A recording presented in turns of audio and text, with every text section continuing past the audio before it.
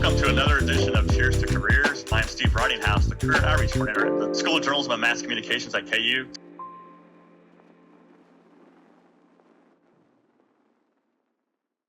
Hello and welcome to another episode of Cheers to Careers. I'm Steve Ridinghouse, the Career Outreach Coordinator for the KU School of Journalism and Mass Communications. Today we are joined by John Milburn. He's at the State Fair in Hutchinson, Kansas. John is the Special Assistant for Communications and Policy for the Kansas Secretary of State. Welcome, John. Welcome. Oh, thank you. Appreciate it. Do I smell funnel cake in the background, or what is that aroma? It's probably a little mixture of funnel cake and pronto pup, and then a little bit of bossy probably too. So I'm familiar with your career. I think we attended KU at the same time. You have a great LinkedIn profile. And just the way you break it down, I think it's about 15 years, 16 years in newspapers, another 15 as a newsman for Associated Press. And then your last 10 years, you've been involved with political communications. So is this the plan you had in place when you graduated from KU? Well, you remember back in the 80s, famous Kansan Marlin Fitzwater was press secretary for Ronald Reagan. So I always thought, that'd be kind of a fun job. It's just taken me a little bit longer to get there. So I still have my hair and he didn't. So I've got that going for me. But I've always been interested in politics and public service, I guess.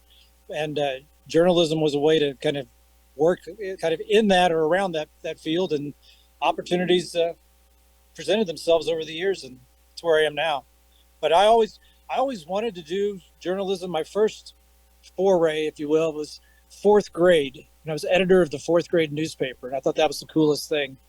And then I was on high school newspaper staff and begged the Morning Sun in Pittsburgh to let me write sports, and started that when I was 16. And they put me in charge of doing sports and then election prep coverage, and kind of took off from there. So, and I know Pittsburgh, I believe, is your hometown. So that was like one of your first jobs in high school too, right? Probably one of your first paid jobs.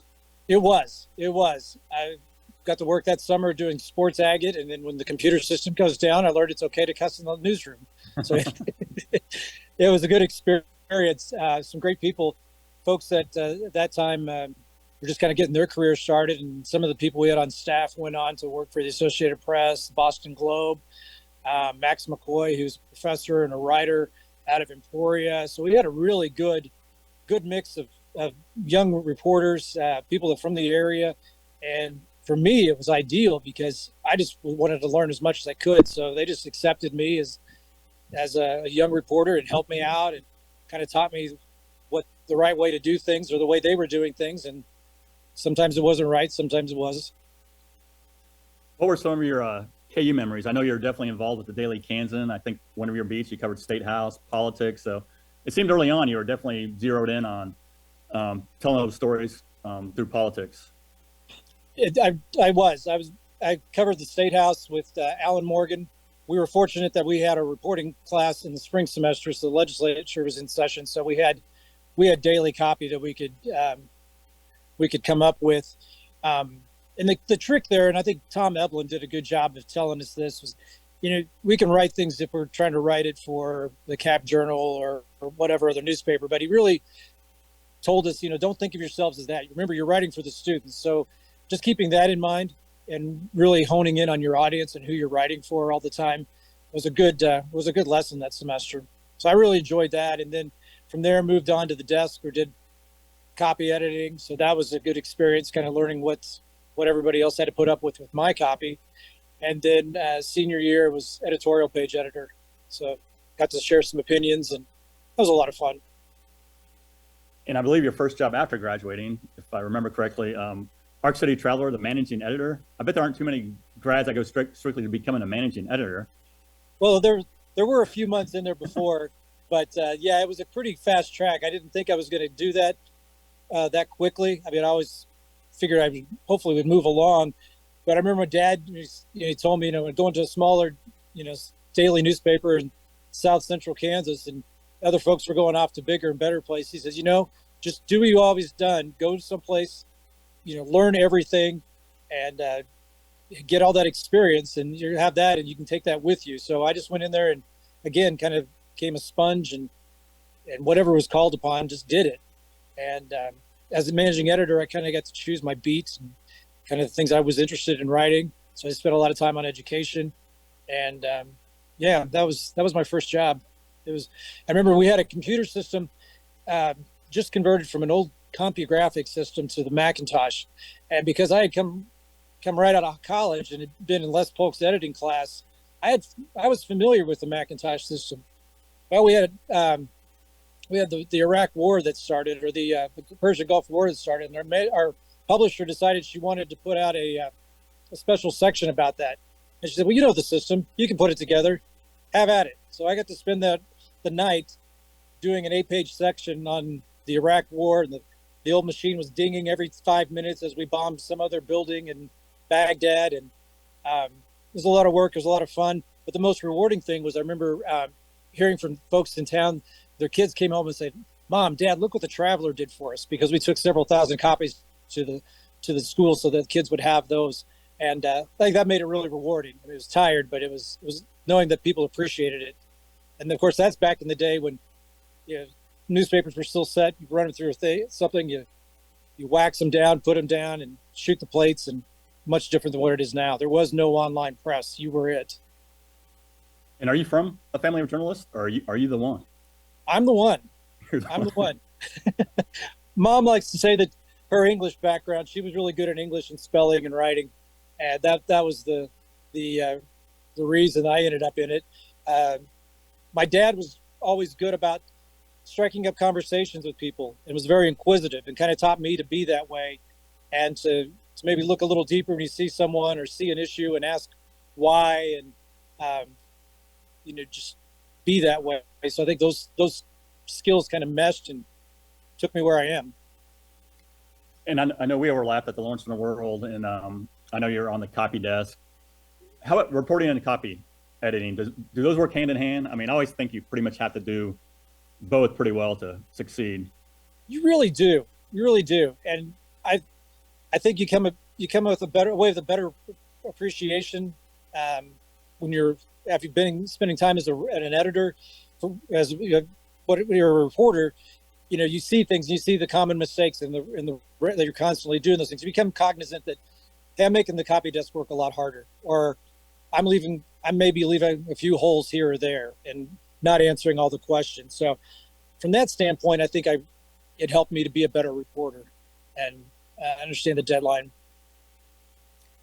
Was that transition to working for Associated Press, was that a pretty smooth one? I mean, you kind of went back to your reporting background a lot with that job. It was one of the things with AP working out of the Kansas City Bureau, that you do a lot of desk work. So you're taking stuff from members and you're rewriting the copy, or you're working a story from there. So you're shoveling a lot of copy, different directions and such. And so it was kind of a good hybrid. I was there for about a year or so, from 99 to the millennium, and then moved over to Topeka. So I got a good sense of what AP was like, what the expectations were. I know the timing and all those kind of things. So we moved to the State House, and that really became probably the best pure reporting job I think I've ever had, because that's all I did was just reporting and developing beats and talking to people about the issues. And of course, as you know, with AP, you could be doing one thing one day, and then the next day you're sent out to a natural disaster, or covering something else elsewhere in the States, or sitting outside of the Leavenworth Federal Penitentiary looking for Michael Vick to drive away. Not that I ever did that. So you just never know what's going to happen. But yeah, like you said, I know you covered quite a bit. I think military affairs, government, K through 12 education. So yeah, you definitely had to rely a lot on your reporting background. And I know, like Operation Iraqi Freedom, I mean, you were involved in covering a lot of that at its peak time too, correct? Correct. I remember when all that kicked off. I just started covering Fort Riley to some degree. In fact, I was telling my wife this morning, we were talking about how life has changed, and it was a week before 9/11. I was driving on the installation at Riley, and they were getting ready to change the kind of the access control. They were worried about security and such, and we were talking about, you just never know when some truck full of explosives is going to crash into a building or something could happen. And literally a week to the day later, planes crashed into the Twin Towers and the Pentagon. So I don't know if I was Nostradamus on something like that, but it was just kind of how life changed. And then from there, I was spending more time at Leavenworth and Riley covering what was happening with troop movement and the development of doctrine and training for the war, spending more time there than I probably was spending at home, it seemed like. I just developed a lot of good sources and kind of created that beat. But we were sending the 1st Infantry Division overseas and thousands of National Guard soldiers. So it was quite a busy time, but it was very rewarding. Although I got to say there was one intersection that I never thought was going to happen. And so at AP, you have to write, unfortunately, we had to write the casualty notifications of soldiers that were killed from Fort Riley. And one day I saw a name that came across, and it was the son of one of the pressmen from Ark City who had been killed in Iraq. So seeing that just kind of stops you cold. He's like, I remember this kid when he was just a middle schooler and running around, and then you see that. So that was just kind of how everything kind of came back to one right there. And were you ever embedded at that time? I mean, with the military, or did you do any of that? I didn't do anything overseas, but there were a lot of training missions that were going on at Fort Riley. And I spent a week one time there when they were training kind of the transition teams, and did everything from they had me wear all the gear and learn all what they were doing, to learn how about interacting with the Iraqis and the Afghanis, and even let me do some night qualifying with M4 rifles. So that was fun. And I know you shared some photos, some great working photos. Did you get to fly with the Kansas National Guard there, refueling team there for a while? I did. When I was working with the Department of Administration, they took us all out, a lot of cabinet officials and agency folks, to do what they call a familiarization flight. And we got to fly from Forbes Field in Topeka to west of Hayes, near the Colorado border. And we refueled the B-2 bomber. That was a lot of fun. So we got to go back there and lay in the boom, and you lay on your belly, and you're flying the boom. And we didn't do the refueling, but we could see the plane come up, and that was pretty amazing. And I know you shared some photos too from Abilene with the Eisenhower statue. So were you there like when that was officially dedicated? The Eisenhower statue, the one that I was showing, one of them is one that we had installed on the State House grounds. That was a project that the governor's office wanted to do something to kind of kickstart the idea of having a statuary plaza of famous Kansans. So I worked with the agency and the governor's office and other donors to get that statue cast and get it installed. And it sits on the northwest side of the State House, kind of along the walkway there. So that was a lot of fun. That was very rewarding to get that installed. So John, was it a smooth transition? I mean, leaving kind of the reporting behind and politics, the communication part of that. I mean, we always talk about transferable skills. I would think you had quite a few transferable skills that kind of made it a pretty smooth transition. From that standpoint, yes, it was easy. Dealing with folks, writing, communicating, doing the coordinating. Certainly a different pace.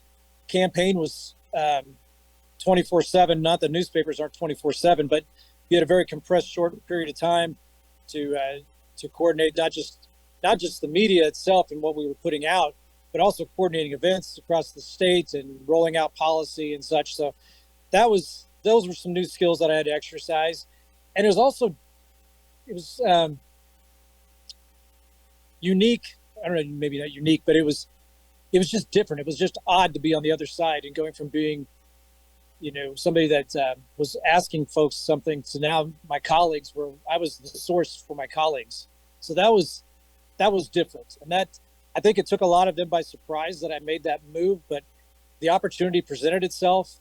And for me and my family, it was a big leap, but it was an opportunity to kind of fulfill, like going back to the Fitzwater mentioned earlier, kind of fulfilling a dream that I had of doing that and being in some form of public service and still communicating and, telling the story, telling the mission, doing public service and such.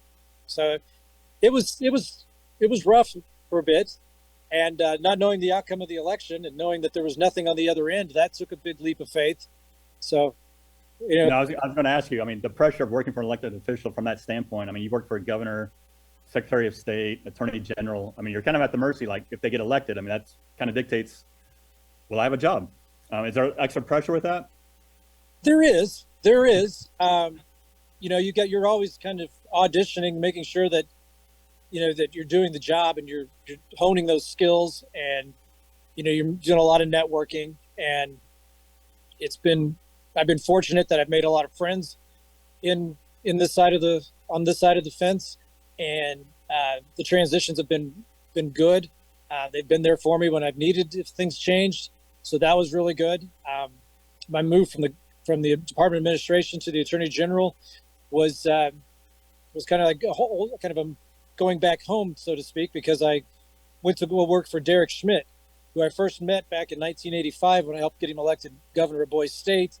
We worked on the Kansan together and going through school at KU, and we kept in contact over the years. And then I was AP reporter when he was Senate Majority Leader, and then things happened to open up, and he asked me to go ahead and come on over and work for the Attorney General's office, and it's been really, really rewarding to have had that experience and just remain good friends and serve him and help the agency at that time.